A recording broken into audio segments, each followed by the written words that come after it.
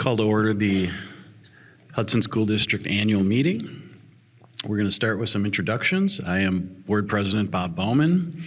To my left is Brian Dahl, Maria Rudy, Molly Powers, Superintendent Nicolette, Kate Garza, Megan Rosowski, Aaron Gerlach, and Bonnie Stegman, our Finance Director. All right. As we start off the annual meeting, I have the responsibility of making sure that we elect a chairperson to run the annual meeting. The chairperson can be anybody that's a member of the electorate. To be a member of the electorate, you have to be a resident of the Hudson School District and over the age of 18. At this time, I will open up for nominations for anyone for chairperson. I nominate Bob Bauman. Okay, we have Second. We have a nomination and a second. I'll do a second reading or a second ask for nominations. And a third ask for nominations for chairperson of the annual meeting. Not hearing any additional nominations, I'll go ahead and close nominations. I will be asking for a vote of the election of the chairperson. This is done by a voice vote along with all other items at the annual meeting. Anybody that is either on stage or in the crowd that happens to be at least 18 years of age and a resident of the Hudson School District has the opportunity to voice vote. So all those in favor in electing Bob Bauman, the chairperson for the annual meeting, say aye. Aye. All those opposed say nay. All right, the ayes have it. Mr. Bauman, I'll turn it over to you. Thank you very much. And to start the meeting, we will go right back to Nick. That was thanks for your vote of confidence, and yes. I hope I handled that to your satisfaction. Exactly right. So I won't be able to see behind me, so I'll just say next slide. And I think, is it Tim, are you the one driving this thing for me? All right, perfect. So welcome to the Hudson School District's annual meeting. We always start off the annual meeting with a highlight, district highlights kind of from this past year and this past summer. And just a couple things we want to touch on. If we go to the next slide, strategic plan 25 to 2030.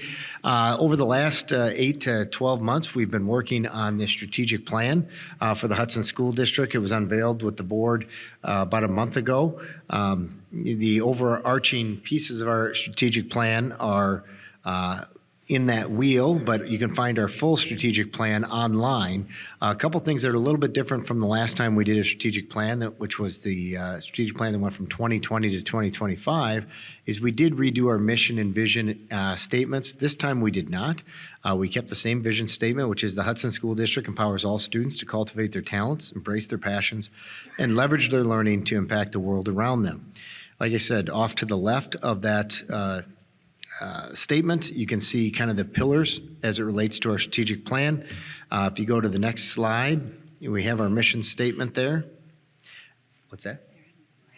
Oh, we're having slide problems. Okay.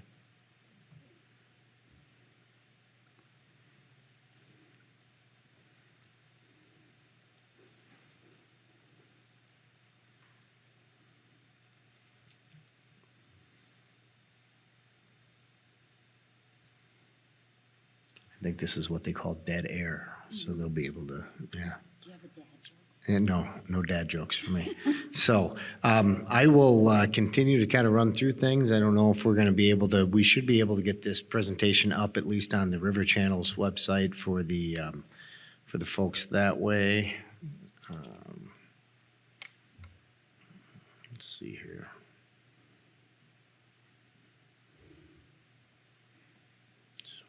Sure, we're getting this up. There we are. All right. Okay. So we are, Tim, on, so we just did slide 2. Slide 3, mission statement. Mission statement for the Hudson School District. We are dedicated to developing, caring, and contributing community members. We're collectively committed to providing a rigorous, student-centered environment to ensure equitable experiences for all students. Really, the next slide kind of talks about our 4 strategic pillars. We're going to be looking at educational excellence, well-being, partnerships, and operations. The strategic plan is directly a result of our community conversation that we did in April of 2024, where we brought in over 170 stakeholders over 3 evenings to kind of talk to us and give us feedback and work through what was called a future search to really understand what does the community want out of their schools and what direction we need to go. We took all of that feedback to get and to work through our pillars and our action plans. You can find our action plans online and the full strategic plan online as well. Not going to go through the entire thing today because it is accessible online. As we work through the last piece before I get into some of the district highlights, you can see our value statements, which have not changed. We want to be student-centered. We want to have a sense of acceptance, belonging, and safety as it relates to community. We want to have empathy, which is understanding and respecting others. We want to be collaborative and look for common interest and goals, integrity with honesty and consistency of character. We want contribution. We want a mindset of service for our kids and for our staff, and the purpose, and we want to have purpose as part of our values, which is intentional and determined pursuit of achievement for all of our kids and all of our staff. We get into the recap a little bit of this most recent summer. As many people are aware, we did have construction at the middle school, North Hudson, and EP Rock Elementary schools. As much as I'd like to say they're 100% done before we started the school year, we just didn't get quite to 100%. They're about 98% done in working to complete those over the next few weeks. We did have over almost 800 students in our elementary enrichment classes, over 400 students in our middle school enrichment classes, and almost 500 students participating in our Raider Elite Athletic Fitness training program in the summer. So lots of students involved in lots of activities this summer. In addition, we had almost 1,000 students take swim lessons through the Hudson School District at the middle school pool. 117 students in grades 6 through 8 were in band camp. 48 students in grades 5 through 8 were in orchestra camp. We had some of our students that require some extended school year opportunities because of special needs. We had 35 students participating that way and had almost 500 students attending our summer school age care programming. When we talk about educational excellence, the district exceeds expectations on the state report card.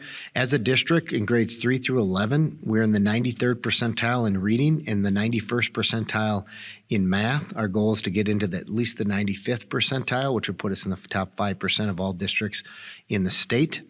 The Hudson High School has been recognized as an advanced placement pace setter school in the district. We had over 1,200 AP exams that were taken this past year by over 675 students here at the high school. We had 105 AP scholars, 55 AP scholars with honor, and 92 AP scholars with distinction. We had a 15% increase in the number of AP students receiving scores of 3 or higher, which is a passing score on that exam.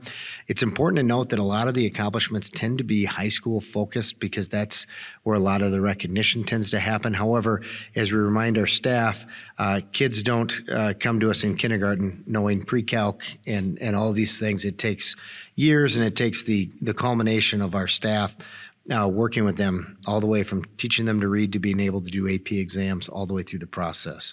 So it is a collective celebration, even though they tend to be at the high school level. Additionally, we had 65 high school students in the National Rise Up Retail Certification Training and Exam. 21 of our high school students passed the Auto Service Excellence Student Certification. So the ASE Service excellence education is related to the automotive industry, and we've had great partnerships with the Luther Auto Group. We've had 62 students receive transcripted credit in welding through our welding academy through Northwood Tech. So these are kids that are getting college credit while in high school to learn a trade as well. Over 360 of our high school students participated in competitive activities. 31 speech and debate teams qualified for state with 15 gold, 11 silver, and 5 bronze medals earned. 33 DECA members competed at state, and 12 members qualified for the international competitions. We had 107 students participate in the fall musical and spring play as cast crew or pit orchestra. We had 7 FFA state qualifying teams. National level Ag Tech and Mechanical System team earned silver, and Ag Science placed 4th in the nation.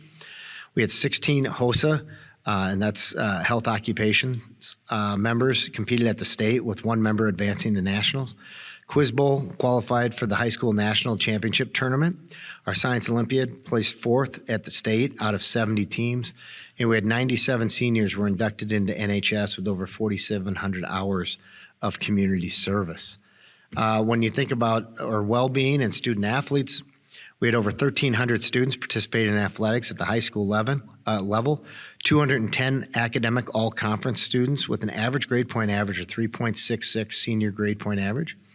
We had 68 individual and 8 teams qualify for state, 7 conference championships, 3 state championship teams, including girls lacrosse, Radair's dance team kick, and cheer and stunt large group co-ed. In operations, as the district runs, we have almost 400 certified staff members, right around 300 support staff members, and 34 administrative staff members.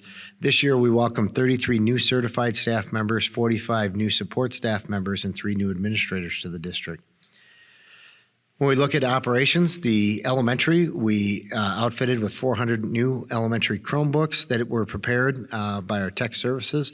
Plus, we had 3,000 secondary Chromebooks that were prepared and redistributed over the summer back to the buildings after they were reconditioned. We had 120 laptops that were issued for staff members. We updated all of our computers to Windows 11, which is over 900 different devices on our Windows machines, and then supported the construction projects. The technology department also answered over 2,500 help desk tickets, so lots of different things going on in the district. A lot of times people think of a school district as just being their child interacting with their teacher, but there are so many other things that go on in our district in order to make that happen, and a lot of times they go unnoticed because they happen pretty well. The district partners with Chartwell, serving over 4,000 lunches and 1,000 breakfasts every day. In partnership with Safeway Company, we transport over 3,200 students daily, and we traveled over 750,000 miles last year with Safeway Bus Company. And so a lot of different moving parts to the district.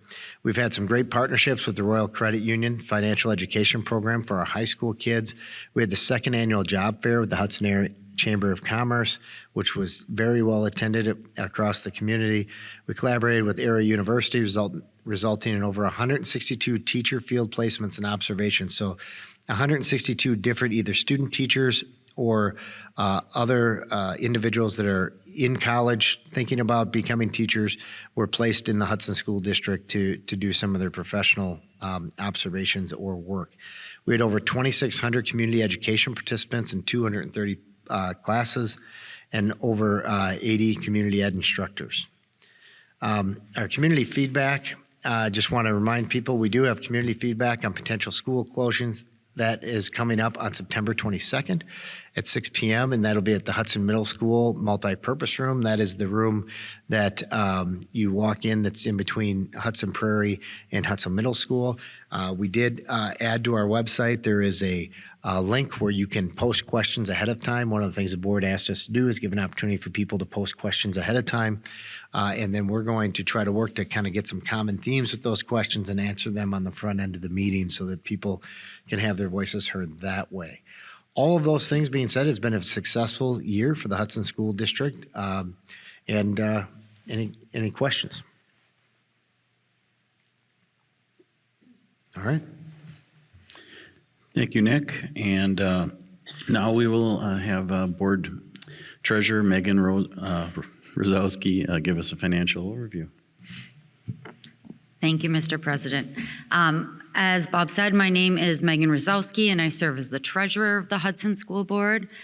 I want to start off by thanking the residents of the school district for passing the non-recurring operational referendum in April, which allows the district to levy an additional $5 million for 6 years. This referendum provides much-needed funding to maintain the educational offerings of our district and provide pay and benefits that attract and retain fantastic staff. Dr. Ouellette just shared some highlights of our district over the past year. Behind all the accomplishments he shared, we know there's a lot of hard work. So I also want to give a huge thank you to our teachers, our staff, administrators, students, and parents for all the hard work you put in last year and all the hard work you're already putting in this year. Our teachers, certified staff, and support staff go above and beyond each day to serve students, and for that I am extremely grateful. And with the construction at North Hudson, EP Rock, and the middle school, the staff there have been working extra hard to make sure that education keeps happening in buildings that are under construction. So thank you so much for all the extra work that they have put in during these projects. So now on to the budget. As many of you know, there are ongoing structural budgetary concerns for our district and school districts across the state of Wisconsin. Before speaking more about the preliminary budget for the 2025-26 academic year, I want to give you a little more background on K-12 funding in Wisconsin. Back in 2009, the per pupil revenue limit, which is the amount a school district can receive from the state and from property taxes, was decoupled from inflation. That means that before the law changed, the per pupil revenue limit would increase annually by the same amount as inflation. Because of this decoupling that happens, school districts across the state receive about $3,000 less in per pupil revenue, that's a tongue twister, than they would if they had simply kept up with inflation over the past 15 years. So what does that mean for the Hudson School District? Doing some rough math, with about 5,000 students, that would be an additional $15 million in per pupil revenue annually, which is more than the district would need to levy to cover the rising costs and to fill the current projected budget deficits in the future. If the per pupil revenue funding had not been decoupled from inflation, our districts and hundreds of others across the state would not have needed to go to operational referendums. As per pupil revenue has failed to keep up with inflation, we've also seen a decline in the number of students in our district. Compared to a decade ago, our enrollment has declined by 15%, from about 5,600 students to 45,000 students, I think. I don't have the right number in here. Anyway, the decline in K-5 enrollment during that time has been even steeper, at 19%. School districts across the state and the country are experiencing declining enrollment due to lower birth rates and birth rates that never recovered after the Great Recession and then after the COVID pandemic. So we're in a position where the amount of money we get per student hasn't kept up with inflation, while the costs have continued to increase and the number of students have decreased. So that means there's less general funding than there would be if this were not the case. And I do just want to note that our school district doesn't have lower enrollment because there's an increase in the number of students within our boundaries who are choosing different educational options. In the 2014-15 school year, about 800 students chose to enroll in other schools or were homeschooled. Last year, that number was 809 students. So over the last 10 years, the school district's capture rate, or the share of students living within our district who attend our district schools, has ranged from 85% to 90%, which is considered a high capture rate. Another piece of the budgetary problem in the state of Wisconsin is that the state has not adequately funded special education costs. Last year, our district moved about $9.5 million from our general education fund to our special education fund to cover the 70% of special ed costs that the state did not reimburse our district for. Thankfully, the state increased special education reimbursement to 42% this year, which helps, but we're still projecting a transfer of $8.5 million from the general fund to special education to cover the costs the state doesn't. As the number of students has fallen over the past decade, the district has worked to right-size our staffing to our enrollment. And Nick gave a few examples of that, or Bonnie did earlier, with $900,000 about in cuts for this year, $2.7 million in cuts over the past 3 years.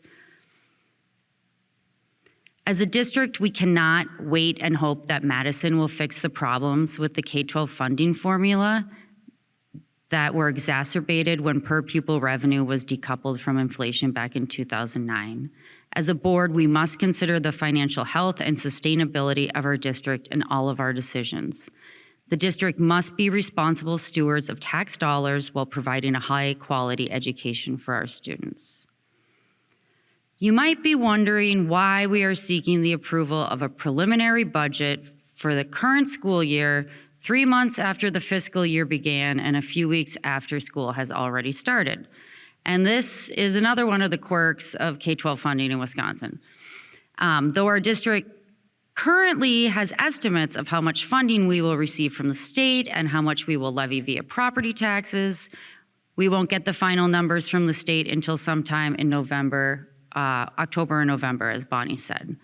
So though we seek approval of this preliminary budget this evening, the numbers may shift when we approve the final budget. Before turning it over to our CFO to dig into the details, I just want to point out a couple more things. The district had a clean audit conducted by an outside firm for the 23-24 academic year financials. I'm proud that our district consistently has clean audits, and I'm very thankful to our finance staff who put in so much work to make that happen consistently. When you look at the preliminary budget, you'll see that the expenditures are significantly higher this year than last year. And this is due to the spending on the construction projects at North Hudson, EP Rock, and the middle school. You will also see that spending is $15 million more than projected revenue.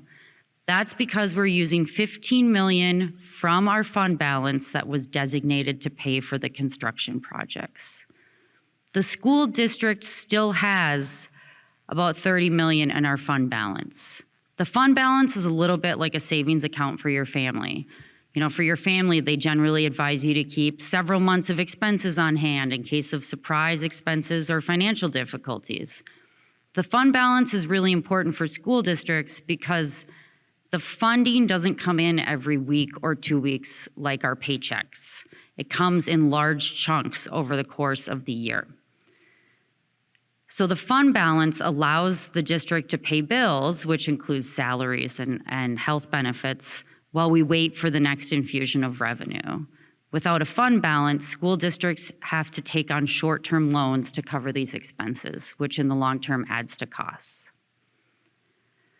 This budget pays for inflationary pay increases for our certified staff, support staff, and administrators. Those were approved in the spring or early summer.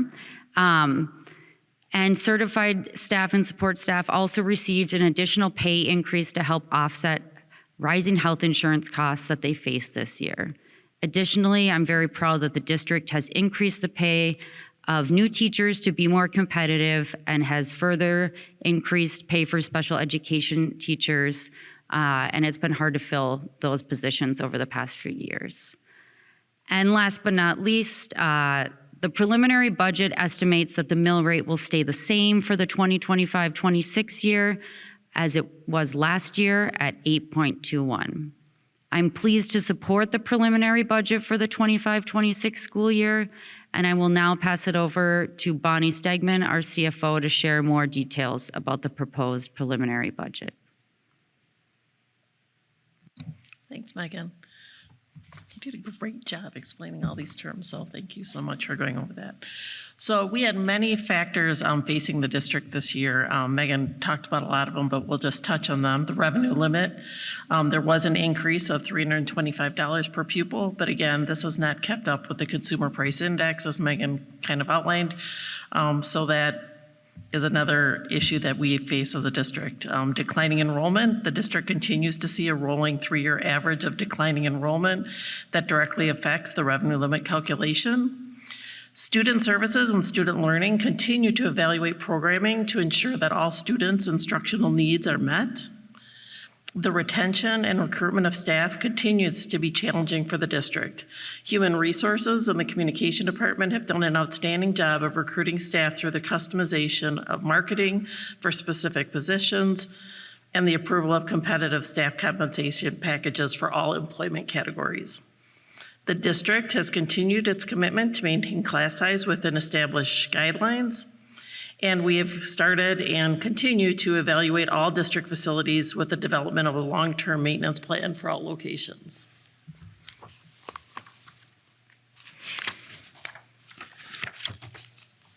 So this chart outlines our general fund revenues. The main funding source of the district revenue continues to be the local sources, or specifically the tax levy, which is projected to be 67%.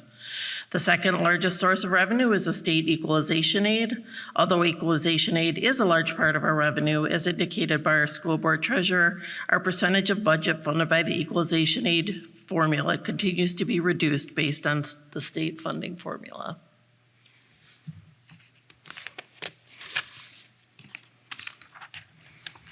Highlights of our revenue changes. We do have a projected increase in open enrollment for this upcoming school year in both student number and revenue for students. This was included in the 25-27 state budget, so that was good news for us. Reduction in the Fund 27 Special Education Fund 10 transfer due to increase in special education aid from 30 to 42%. We'll have an estimated reduction of equalization aid of around $750,000. And then we will be reducing our debt service levy to offset the Fund 10 levy to support the referendum that was approved.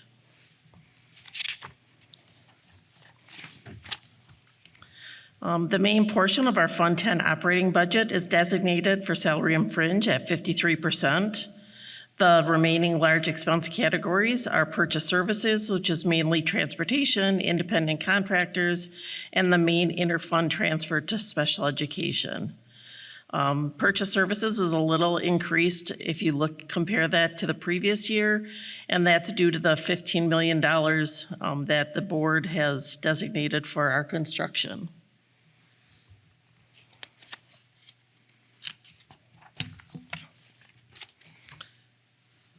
Some highlights of our expenses for the 25-26 year. We continue to right-size our staffing with our enrollment. So there was a reduction of staffing. We do have the completion of the referendum projects at EP Rock, North Hudson Elementary, and Hudson Middle School. We hope that those will all be done by October. That is our target. And the district is projecting a deficit of $13,700,000 for the 25-26 school year. But again, as Megan provided a summary, that's mainly due to the building improvements.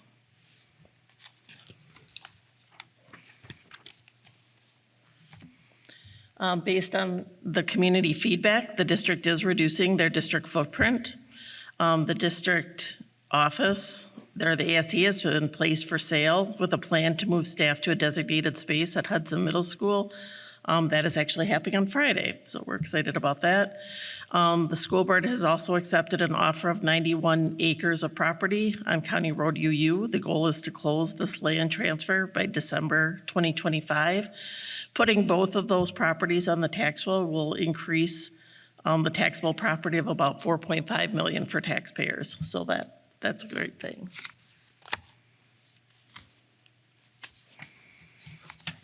Our capital referendum highlights that was approved April 4th, 2023. Again, the majority of the work has been completed with a completion date of October 2025. Bray Architects and Margaret Johnson were selected as a team to manage those projects.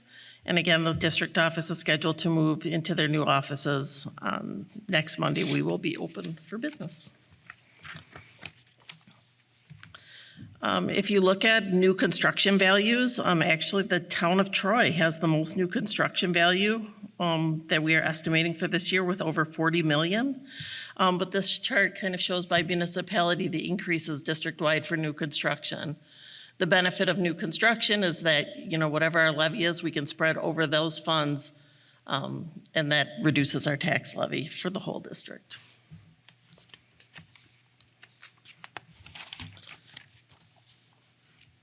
Included in new construction, the district is projecting a 4.35% or approximately $317 million increase in equalized property value. Although the state value is 8.07, we do see growth, and that's a good thing for our community. And then this chart outlines the growth at all the different townships.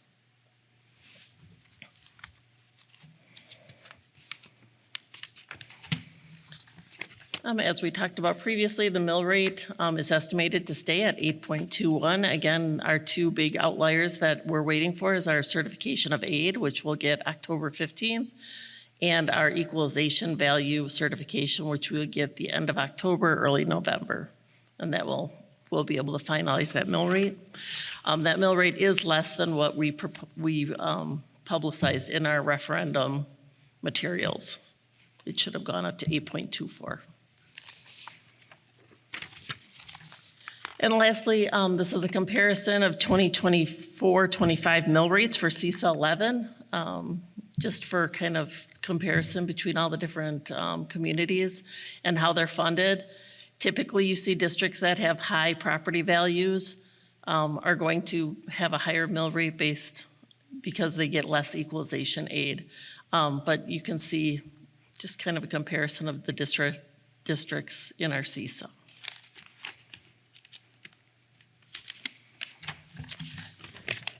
And then we would ask for a resolution to approve set the levy for the 25-26 school year. And that's outlined in the slide.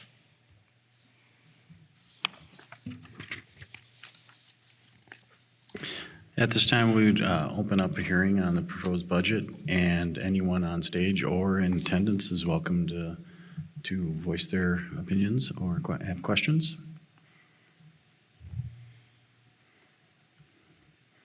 Okay. Hearing none, I would entertain the further language on page 23. Mr. President? Yes, Megan? I'd like to make a motion for the proposed resolution to set the tax levy for the 25-26 school year. Be it resolved that a tax in the amount of $62,360,784, $53,035,784 general fund, $8.9 million in debt service, and $425,000 in the community service fund be and is hereby levied against the taxable property in the Hudson School District for school purposes. Thank you, Megan. Do I have a second? Second. Second by Molly Powers. We'll do a roll call vote. Oh, it's not a roll call? Voice vote. Okay. All those in favor say aye. Aye. All those opposed? Hearing none, the levy budget passes. Okay. And then for new business, we'll turn it over for setting a date for the annual meeting. Nick, you want to take that over? Yep, so we would need a motion to set the date for the 2026 annual meeting. Right now, we would set it at Monday, September 14th, 2026 at 6:30. It's just a corresponding date to the Monday we're on right now. So that would be a motion that could be made. Mr. President, Okay. I make a motion to set the date for the 2026 annual meeting to Monday, September 14th, 2026 at 6:30 p.m. Thank you. Do you have a second? Second. Second, Maria. Thank you. Okay. All those in favor, say aye. Aye. All those opposed? Hearing none, that date is set. Okay, we can move to adjourn. Yep. Yeah, this will be a voice vote for board members. Dahl? No. Aye. Wait, it's everything's a voice vote of the entire electorate. Oh, okay. Yep. So, all those in favor of adjournment, say aye. Aye. All those opposed, say nay. Hearing none, we are adjourned, and I didn't look so good in front of Jamie Johnson, who's in the audience out there. So we will reconvene to our regular school board meeting in 10 minutes.